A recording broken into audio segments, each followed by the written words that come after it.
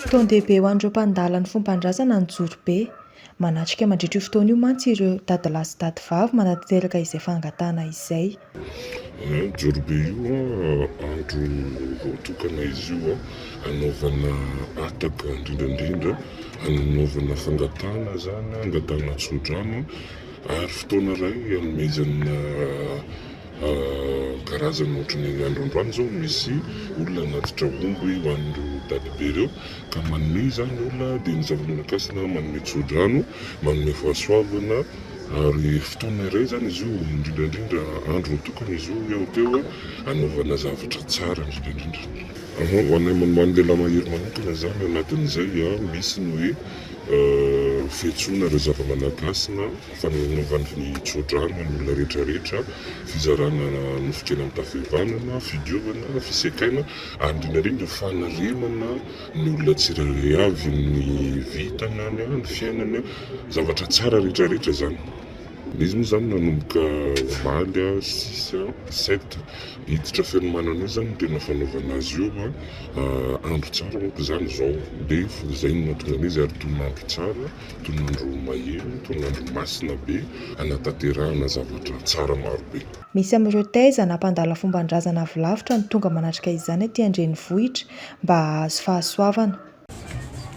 Voalohany aloha zany anatrika jorobe ohatran'izao fa hoe mivantana zany fa efa nisy fotoana ihany ny fiten'olona dia efa mahitahita kely. Natonga eto aloha voalohany indrindra noho ny fanasana satria misy namana hoe taiza miaraka amin'ny tena nahazo fahasoavana zany dia nahazo invitation zahay hoe manatrika. Dia ao anatin'izany ihany koa hoe mihaona amin'ny sareo zava-manakasina, sareo razambe rehetra zany satria andro miavaka koa androany dia fizaram-pahasoavana dia tonga eto amin'ny voninahitra ny fanasana.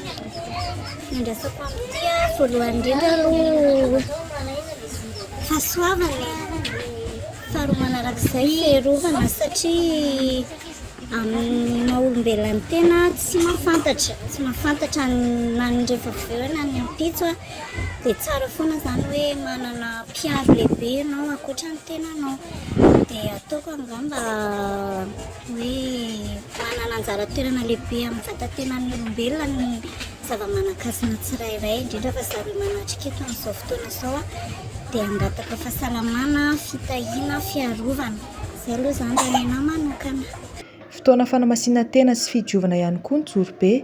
Tsy andoavam-bola ity fotoana ity fa afaka hatrehiny rehetra, fa miankina amin'ny fahafahan'ny tsirairay kosa nefa ny rakitra sy ny sorona omena. Teto izao dia fanomezana avy amina taiza nahazo fahasoavana any ampita ny omby novonoina. Izy ity zany tsy misy vola hoe aloko zany fa ohatran'io zao io omby be hitanao io natotry ny olona nahazo fahasoavana teto dia zaraina maimaimpona izy io. Anatin'izay misy ny fisekena, misy ireo fombafomba fa ny zava-manakasina ihany mamaritra an'izay fa ny fanatrehana zany maimaimpona. Ny ho anahy manokana zany matetika zany ny olona foana miteny nahazo fahasoavana zay dadilahy fa resao ry zava-manakasina andreo fa misy fanomezana avy aty aminay. Ho an'ny jorobe manokana zany dia ohatran'izay izy na misy mihitsy no rehefa fotoana ny alamady be, alasaky be, alakosy be, tononandro lehibe ireny koa dia manao resaka jorobe foana.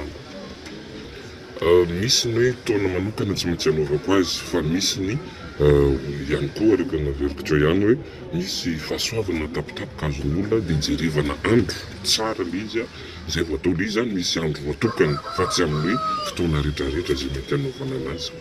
Efa hitovy amin'ny hoe sambolana rehetra zany misy fanesena omby, misy jorobe atao na eto na any amin'ny toerana masina eto amin'ny manerana Madagasikara.